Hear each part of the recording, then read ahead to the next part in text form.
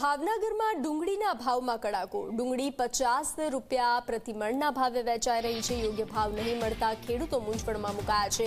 400 રૂપિયે પડતર ડુંગળીના ભાવ તળિયે બેસી ગયા છે। ખેડૂતોને રડવાનો વારો આવ્યો છે।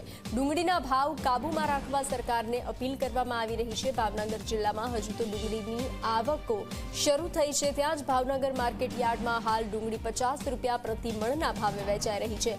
કમોસમી વરસાદ બાદ ખેડૂતોને પોતાની ડુંગળી વેચવા અર્થે લઈ અને આવી રહ્યા છે, પરંતુ ડુંગળીમાં પૂરતા ભાવ ન મળતા ખેડૂતો મૂંઝવણમાં મુકાયા છે। 400 રૂપિયે પડતર ડુંગળીના ભાવ તળિયે બેસી જતા ખેડૂતોને હાલ રોવાનો વારો આવ્યો છે। ત્યારે ડુંગળીના ભાવ કાબૂમાં રાખવા ખેડૂતો સરકારને અપીલ કરી રહ્યા છે। અત્યારે ડુંગળીનો ભાવ 50 થી 60 રૂપિયા 20 કિલો વેચાય છે। જે ડુંગળીની કિંમત થાય છે 400 રૂપિયાની ખેડૂતને ઘરમાં પડે છે।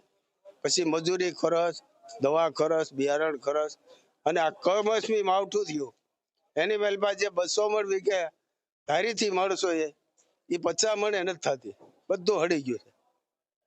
એટલે ખેડૂતની પરિસ્થિતિ બહુ ખરાબ છે।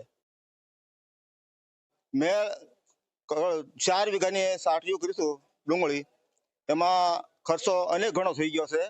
દવાનો ખર્ચો હાઈ છે, ખાતરનો ખર્ચો હાઈ છે, તો મજૂરની ખર્ચો પણ હાઈ જ છે। કોઈ 400 રૂપિયા સિવાય મજૂર મળતું નથી, તો ખેડૂત કઈ રીતે પોહણ કરે? એમાં 80% પાક નાબૂદ થઈ ગયો છે અને 20% રહ્યો છે એમાં બધા પ્લાસ્ટિક મેન્ટર થઈ ગયેલા છે હોય છે, હાવ નાબૂદ પાક છે।